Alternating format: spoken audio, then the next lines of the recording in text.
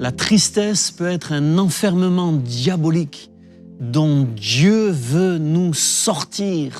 Aujourd'hui, j'aimerais te dire de sa part, sors de ta tristesse.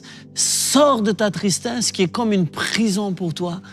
J'ai cette pensée de développer les émotions négatives principales que nous connaissons et qui constituent comme des murs. Et dans cette pensée d'aller au-delà de nos murs, aujourd'hui, je voudrais te proposer d'aller au-delà de ta tristesse.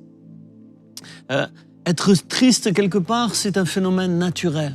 On a tous nos tristesses, nos déceptions relationnelles, nos déceptions face à la vie, face aux espérances, aux projets, aux ambitions qu'on a eues. On a nos déceptions. Il y a des tristesses qui sont bien plus profondes que les autres, comme celle des blessures que les hommes, les femmes nous infligent, ou celle du deuil, où nous perdons quelqu'un que nous reverrons plus jamais. Il y a des tristesses qui sont gravées en nous et on a beau le vouloir ou essayer, on n'arrive pas à en sortir. Et quand on est ainsi dans une tristesse ou dans un tempérament de tristesse mélancolique, où la tristesse revient de manière récurrente, ça devient comme un enfermement, comme des murs qui nous enferment et qui nous empêchent de progresser, de voir autre chose, d'aller plus loin, d'aller de l'avant. Et je suis certain que Dieu veut nous sortir de nos tristesses récurrentes ou de cette tristesse qui repose peut-être sur ta vie depuis des années à cause d'un deuil ou de quelque chose qui s'est produit que tu ne peux pas changer, mais que tu dois accepter pour avancer. Je pense à Ésaïe 61, où le texte parle vraiment de Jésus le Messie. « L'Esprit du Seigneur est sur moi, il m'a oint pour porter une bonne nouvelle aux pauvres, proclamer, guérir les cœurs brisés, proclamer aux captifs la délivrance, etc. » Et dans ce texte, qui parle déjà des cœurs brisés que Dieu guérit, dans ce texte, au verset 3, il est question d'une huile de joie, une huile de joie au lieu du deuil, un vêtement de louange au lieu d'un esprit abattu. Et cette huile de joie, c'est la présence du Saint-Esprit. Je crois qu'il y a une présence surnaturelle pour nous faire sortir de la tristesse, pour qu'on arrête de fixer sur ce qui ne va pas et qu'on puisse fixer sur autre chose.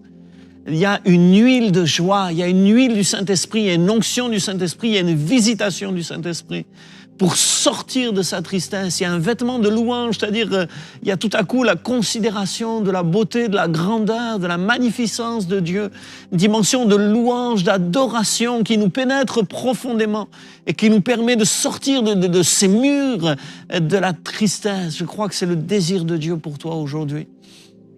Je suis convaincu que je donne cette parole pour toi personnellement. Reçois-le comme la parole de Dieu. Reçois cette huile de joie. Reçois ce vêtement de louange et sors de cet esprit abattu. Regarde les choses différemment. Considère que ce qui s'est produit, mais cela appartient maintenant au passé. On ne vit pas dans le passé, on vit dans le présent. Dieu est toujours présent. Laisse derrière toi ce qui relève du passé. Vis sa présence maintenant, au présent. Accepte ce qu'il s'est passé. Quand les psychologues ont décrit le processus du deuil, ils ont décrit le processus, je n'ai pas le temps maintenant, mais la dernière étape du processus du deuil, c'est l'acceptation. L'acceptation. Quand on a accepté, il est parti, elle est partie. Ceci s'est produit, je ne pourrai pas le changer. L'acceptation est l'étape indispensable pour faire le deuil et continuer à vivre, à aller plus loin. Et l'acceptation, c'est aussi devant Dieu, dire « Seigneur, voilà, tout cela s'est produit, voilà ma réalité, voilà ma condition.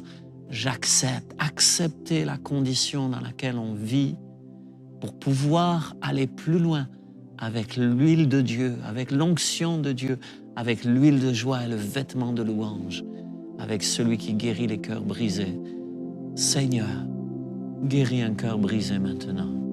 Au nom de Jésus, je te confie tous ceux qui ont suivi ce message, et en particulier cet homme, cette femme concernée, qu'ils sortent maintenant de la prison de la tristesse, qu'il aille au-delà de ces tristesses et qu'il voit un monde qui l'attend, qui attend son témoignage, qui attend son amour, qui attend sa joie, parce que tu es là dans sa vie, au nom de Jésus. Amen.